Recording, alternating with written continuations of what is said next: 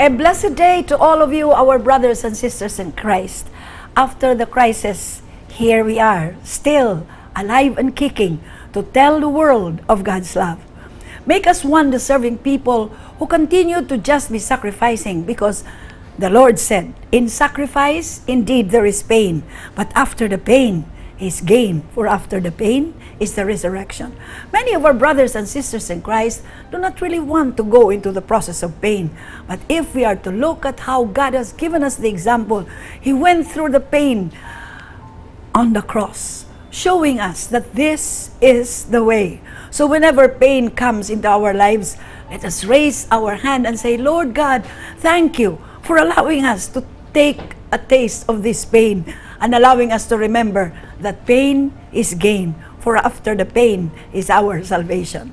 Today we have a very wonderful guest once more, a very reverend priest of our parish of Cebu. We have here Reverend Father Jonathan Rubin.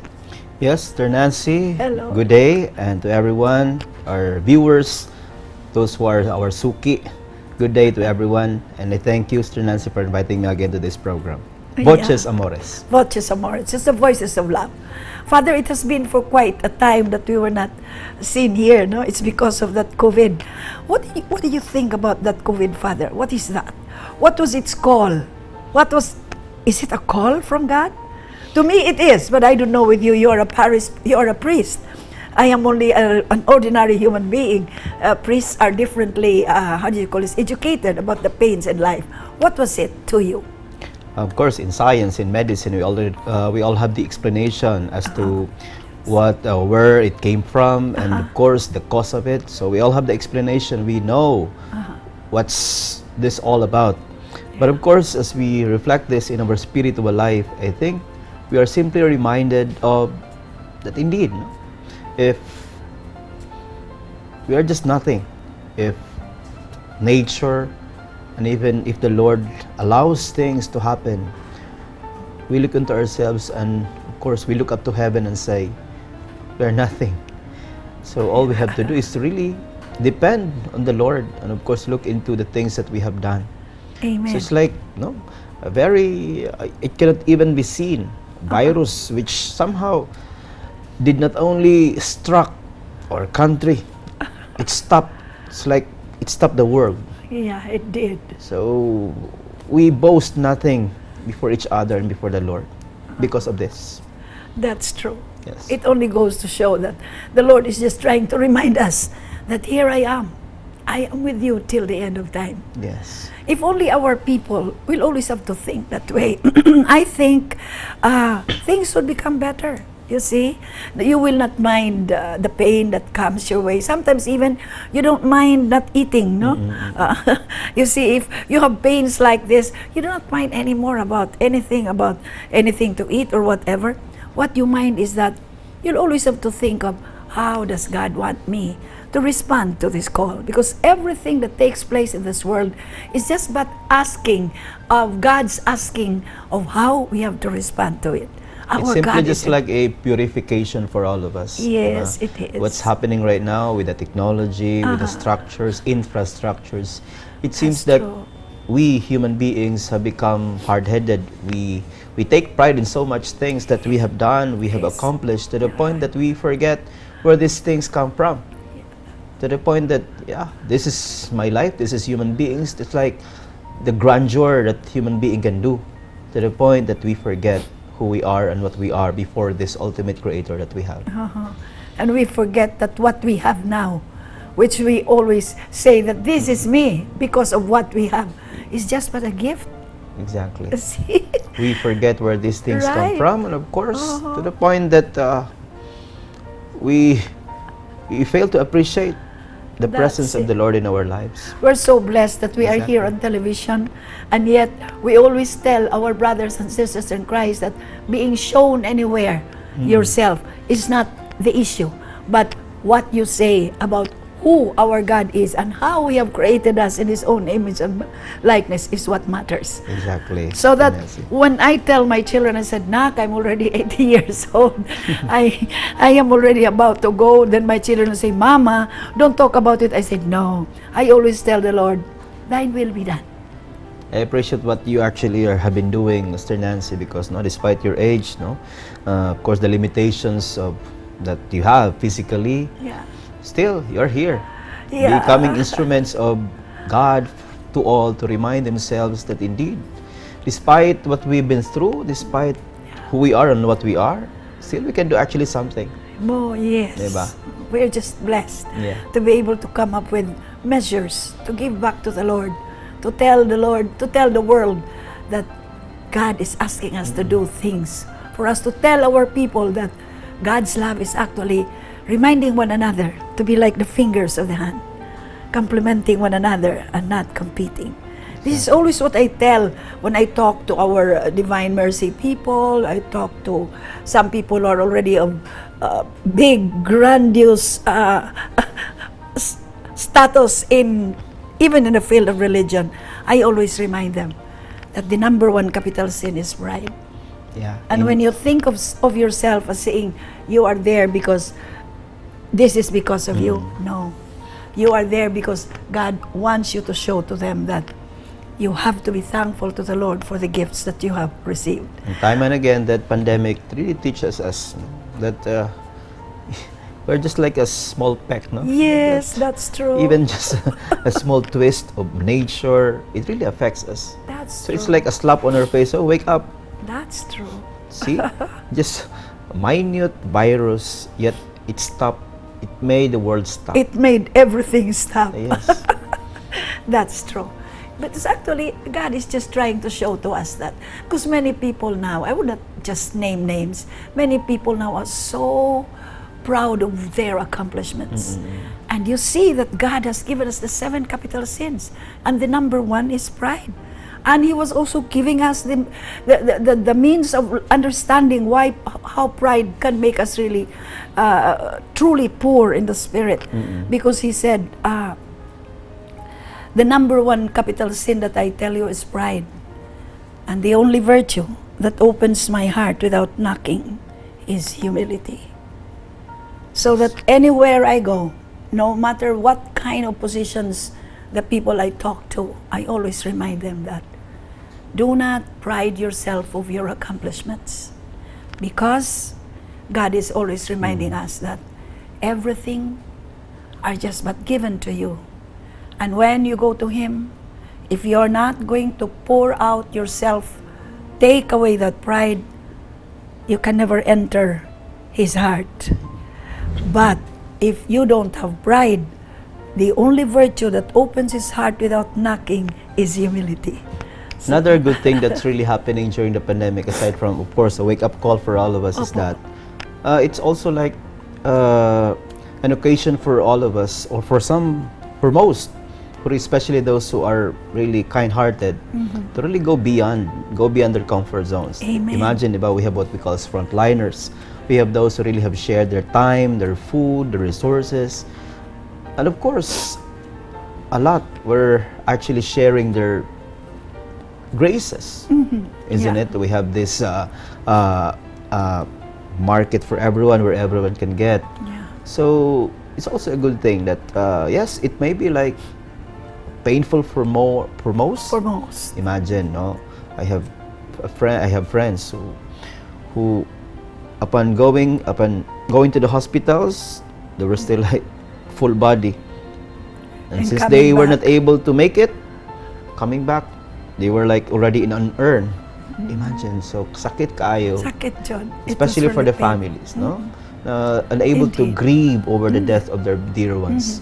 But some positive things also came out actually, no? As I mentioned, the generosity, and of course our prayerfulness. Yes. Imagine, Yes. It had awakened our I was prayerfulness. here at the time in Cebu City, and every now and then I would hear car with sound system playing music. Beautiful. Wonderful. If my people heal our land, Lord, Right. heal our land.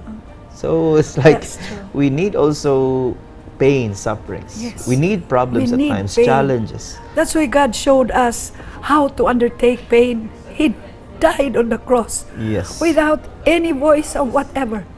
He was really telling us that pain is gain. Amen. So let's try to make a pause, Father, for a while. We will be back.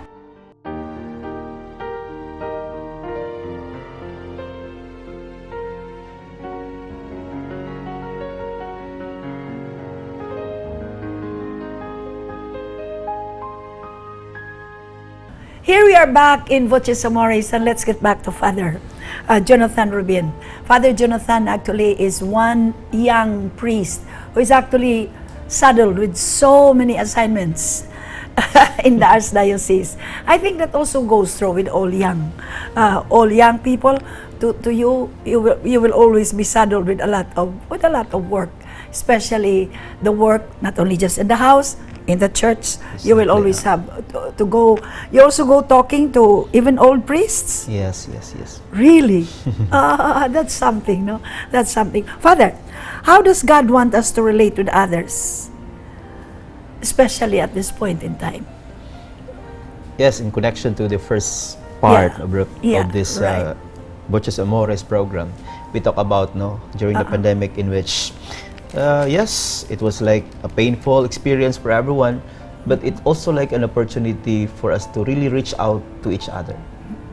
So I always have this, I don't know, maybe it may be a cliche for some, but to me it's very meaningful still. The form of a cross. Yeah, Cross is okay. like this, one horizontal, one vertical. Yes. So vertical is to the Lord. We worship, we adore, we pray. The vertical, to me, manifests or means our relationship with one another. I think In that which, is really. diba, we have this, I think, old saying, no man is an island. Yeah. Is that John Donne? I'm not sure. But simply, our Lord keeps on telling us that in science, we call ourselves as social beings. But of course, in our faith, we are all brothers and sisters. Right. In the Yeah. Old Testament, in relation to the relationship between Cain and Abel, we are all our brothers and sisters keeper. Yeah. And we are all created in God's image and likeness. Yes, definitely. Our God is a relational God, Right. in which we have God the Father, and because of that love, we have God the Son, and the bond between the God and Father and the Son is the Holy Spirit. Amen. So if we are created in God's image and likeness, naturally and consequently, we should also be relational beings to each Right. other. We should never forget, if we are smiling, others ought to be smiling as well. Amen. All right. If we are sad, Yeah. of course, it may also affect. It's like, diba? The body. If we have like a very small, wound in our finger, in our foot, it's gonna affect our movement, right? It's the same manner. We should also have that sense of sensitivity and, of course, empathy for others, first, especially in our families.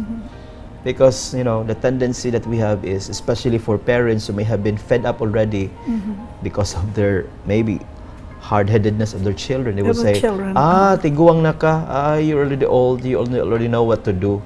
To the point that we care less already. Carelessly say things. Exactly. Okay. That's true. So, I think we should not let ourselves loosen with this, teaching from the church, that we should have this great concern for each other. Amen. Amen. Otherwise, you would be living as if we are isolated. That's true. Very nicely said. But I noticed that with the different organizations that we have in the church, Yeah. every time I go to one particular group, I will always see that number one, capital sin, pride. I pity them and I look at them in the eyes of love. I always look at them in the eyes of love, because what is there to profit? What is there to be? You are now the president of one organization. And then, seemingly, you have even made money from the church. I would not mention any name, but you know what is happening, Father. And you know whom I mean. But nevertheless, I would not say anything. After all, we have a God who always reminds us of the things that we do and of the things that is actually detrimental to the growth of the church, that is like the fingers of the hand, people must have to always complement one another. That's why God never separated this one. Different heights, different heights and sizes. Yet, He has shown this to us that it has got to be one complementing and not competing. But even in the church, many of our priests have not corrected that kind of behavior. So I would not say anything. I just have to say something that it is actually trying to take place. But yet, I really do not know. Why is it that seemingly nothing is being done Of course, to be frank and to be honest about it, of course, it's, it's a reality that even in the church, we have what we call as barangayan attitude, in which, I see. okay, you have your own group, it's your own congregation, it's your own mandated organization, so it's just us, so you just don't touch us if you want a peaceful coexistence. So we have that, of course, it's a reality. And even in our family, diba, we have like divisions. To me, it's like normal. Why? Because we all have like different weaknesses, different uniqueness. Of course, we have our own uniqueness, different graces. And I think the challenge that we have is to go beyond our weaknesses and try to adopt, try to adjust. Not just about having that peaceful coexistence, but to simply have this really concern and regard towards the other. Because nowadays, again, we have what we call peaceful coexistence. As long as you don't touch me, I won't touch you. So, again, where's a sense of being a brother or sister in that case? That's so why we have to emphasize on peaceful coexistence when we can actually complement and coexist with each other as truly brother or sister? That's it. But then that is not existing actually at this point in time. Yeah, of course. Yeah, we may be talking about heavens, but this is actually our challenge. Yeah, it is our challenge all the days of our lives. But if we keep on just actually seemingly trying to along with the challenge and we will not do anything about it, I think God also would like to remind us that. That's why Mama Mary will always say, gitawag ka sa akong anak. Meaning to say that my son is calling you to do what he wants you to do. And God wants us to follow His will, not our will, but His will. Indeed, He gave us the free will, but this free will must have to coincide with the will that God is telling us. So, anywhere... Because that is actually the problem nowadays. The understanding, especially among us, the young, freedom. That's freedom. It's like you're free to do anything that you want. That's our understanding. So we have this, of course, with social media, with gadgets, in which this is my post, my wall. You don't have anything to do with it. It's my freedom. It's my wall. It's my right. It's like emphasis on myself. But so that's why we have this what we call selfie, no? DIY, do it yourself. So the emphasis on the self to the point that we fail to associate ourselves with others. That's it. That's why we who are actually trying to put forth the beautiful image of our Lord and our God must always not fail to remind these people. Even if you just look at them and look at them in the eyes of love, I guess that's already enough for them to understand that what they are doing is not really right. You do not need to say things, oh, you're not doing things this way. Just look at them in the eyes of love. And I guess they will know. They will understand because God is one perfect being. That even with your eyes, perhaps your nose or just the hand, people will know what you mean. Amen. And God is always telling us, the Blessed Mother is always telling us, do everything what my son tells you to do. And if we continue to tell people about what the Blessed Mother really means, that we have to do the will of His Son. Yes. Not my will, not the free will that He has given us, but His divine will. That He has got to have His will taking place, gripping our entire person. And I think this will make the world a better place to live. Amen. And no matter how beautiful or how ugly you may be, because you are actually trying to embrace this beautiful, beautiful teaching of God, do my will, and everything will follow through. And I guess Voces Amoris is actually trying to put forth to the world that the voice of God is always telling us, especially the Blessed Mother, reverberating the voice of God. That's why Mama Mary will always say, do everything what my son tells you to do. And if we do follow it, I am sure. In the song of Father, this famous Father SBD, Father Jerry Orbos, he has this very wonderful song. Yeah. God bless you, Mama Mary loves you, me Amen. too. Me too. God, it's beautiful. Father, it's so nice to really be talking about the Lord and our God. No? It's so beautiful. The feeling is just, I don't know, it keeps us alive and kicking no, inside. So, we will pause for a while to have our reminders.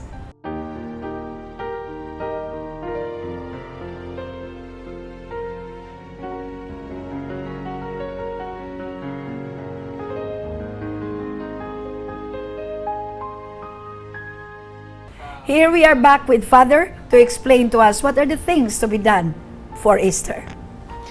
Hi. Thank you so much, Sister Nancy. Yes, no, we are still on the season of Easter. Yes. And a reminder to everyone that, of course, Easter is the most important celebrations in the church. You know? We call this in Cebuano as Pasko sa Pagkabanhaw. Pagkabanhaw.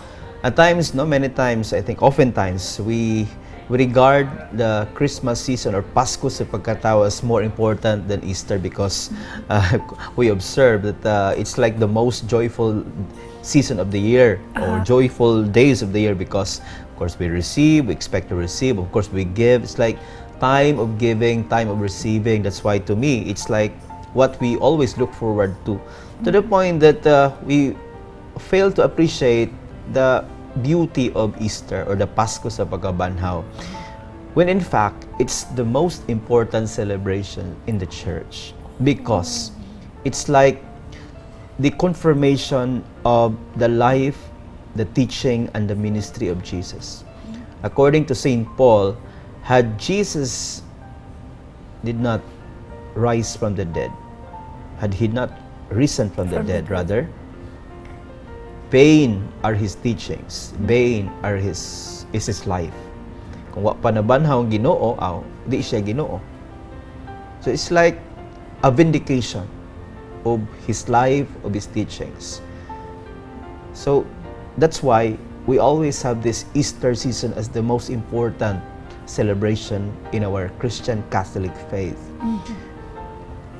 Because it's like giving the hope in our faith that after all the pains, after all the sufferings that Jesus experienced, truly He is the Son of God.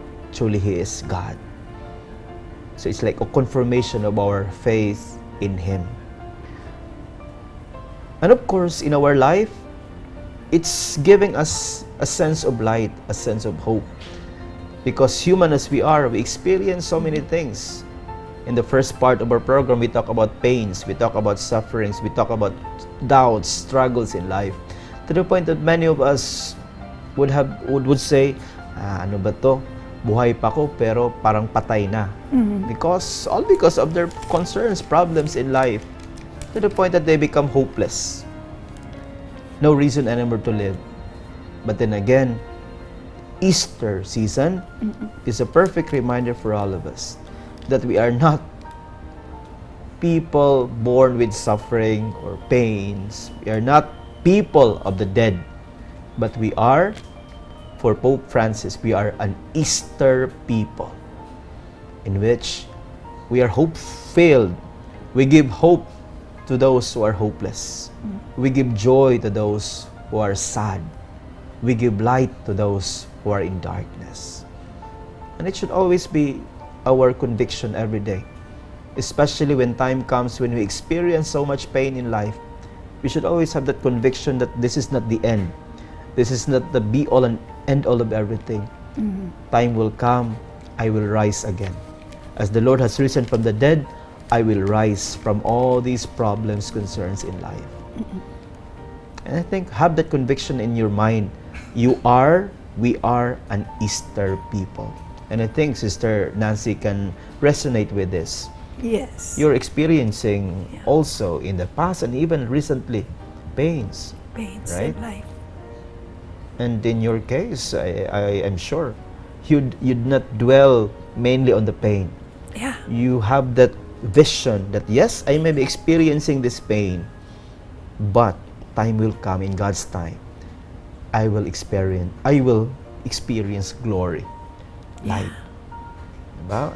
That's why one of my favorite songs really is this song, In His Time. Diba? Oh. In His time, He makes all things beautiful. In His time, Lord, please show me every day, as you're teaching me your way, that you do just what you say. In His time. That's beautiful. That's true, no? Everything that we have, everything that we do in life, we'll have just to remember that in God's time, there is relief. In God's time and in God's ways. Because God's at time times and we His always ways. are engrossed with our ways. That's true. That we That's tend to true, be Father. look ourselves as failures. So what do you then advise our televiewers out there, Father, for the pains that they have experienced, everything, the typhoon? Now we're always being scared of earthquakes and the like. You know, people are already getting so scared about everything. No, but I was telling them, do not be afraid. We have a God who takes good care of us. Yeah. And at the time we sleep, and then there is tremor, and then there is earthquake. Then we say, Lord, thine will be done. Your will be done, Lord. We just like to ask you, bring us to the place you want us to be. Thine will be done. Yeah, as you mentioned, no, a lot of us are like becoming traumatic already. That's true. Traumatic, Very not just much. with the external problems like That's true. earthquake, as you mentioned, calamities. We have Change become of like weather. we have become like punching bag of That's so true. many things in life. And of course, without excluding our personal struggles. Yeah. That's We true. always are anxious of what's going to happen to us, Amen. our dear ones. So I think it's all the more that we have to remind ourselves that the more we become somehow defenseless, the more we should allow ourselves to be defended by the Lord. Amen. That's true. The more we become hopeless, The more the more we should become hopeful Yeah. in the Lord. Ah, The more we become weak, the more we should become become strong in our prayer and relationship with Him. dependent in the Lord in Yes. everything. No? Otherwise, if we depend only on ourselves, so many things will happen. So That's many untoward incidents will happen That and will is come true. our way. That's true. So that's why I mentioned this in my homily this morning, that the more we avoid problems, the more we become problematic. That's true. Right. The more we try to avoid problems, the more we become scared, the more we become, we don't know what to do anymore. In our assigned seminary, we have this term in Cebuano we call yakan ang problema. Yaka meaning to say you have to really sit on it. Yes. Because the tendency for us is do away, avoid, no? Kung sa mga babae pa, ay naman magparibanta. Kung sa mga lalaki, magtagay ta, mag-iinom ta. And in fact, in the end, mapunan pang problema. Kaya nga no, ang gigamit ng kwarta, inutang pa. Inutang. So I think the challenge for all of us is embrace. Because that is what the Lord did. Amen. He carried His cross. Uh-huh. And that cross brought Him to glory. Amen. That's why the example of the cross is really something beautiful, no? Yes. That's why I'm not afraid of pains anymore. I'm used to it. And every time I feel the pain, I always say, Lord, may I rest on your shoulder. You have been so pained on the cross. And then, terrible when we see you carrying that cross because of our sins and because you want us to really be with you in the eternity of your kingdom. Thank you, Lord. Thank you. And tonight, if you're going to take me home, Lord, please allow me to be with you on the cross. Because our Lord and our God, but the most painful pain that God was feeling on the cross was the cross, the pain on his shoulders, no? Saint Yes. Bridget was the one who had disseminated that one. That it was the heaviness of the cross on his shoulder. It's just, That was the we most painful of all. I would also just like to emphasize this. That yes, we talk about the pain, the goodness, or somehow the thing that we have to look forward to after undergoing pain.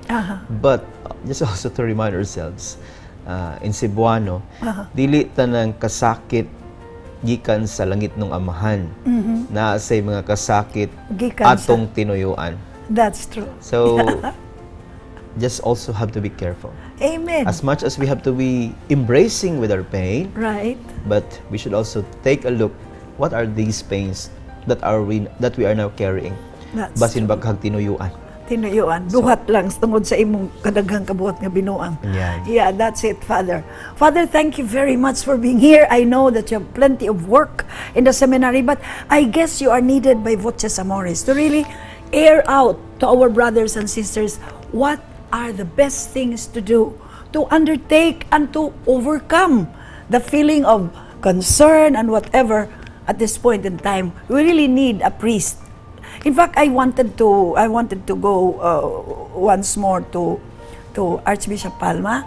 I wanted to go to his his place in the Archbishop's Palace, but I was also asking them that they will be the ones to go, not Archbishop to come here, no, because it's also not nice.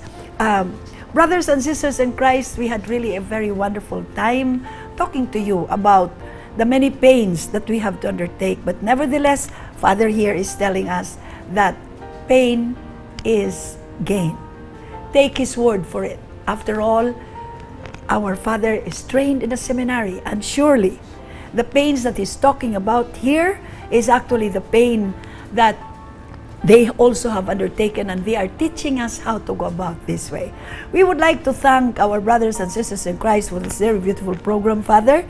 Actually, I wanted to stop na unta, but then every time I want to stop, musakit man noon akong buko-buko.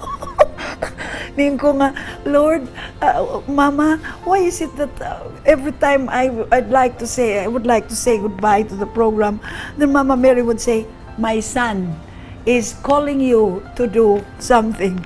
I said, praise the Lord, Mama, thank you. And now I will have to again do the thing that is being asked of me while I am still alive. So, I would like to thank our brothers and sisters here, our wonderful technicians, our wonderful technicians you have here. And then, of course, we would like to Brother Kirby, and then we have also our my son, who is actually always doing his things up there, and Sister Andy, and all the young boys whom I have seen assisting you.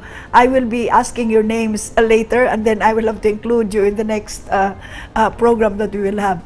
And of course, we would also like to thank the Lord for allowing us to continue to praise Him, to glorify Him in this program, Voces Amoris. So we also like to thank Dr. Glenn and Sister Steph de las Peñas for actually trying to give us a lot of beautiful things for us to enjoy for this program. We also would like to thank Brother Joey de las Peñas and his wife. We'd like to thank him for allowing this program to continue. So, to God be the glory, and we would like to thank everyone who has helped us in this program. Here with me is Father Jonathan Rubin, and together we say, to God be the glory. Amen. To God be the glory. God bless Bless you. you. From Voces Amoris.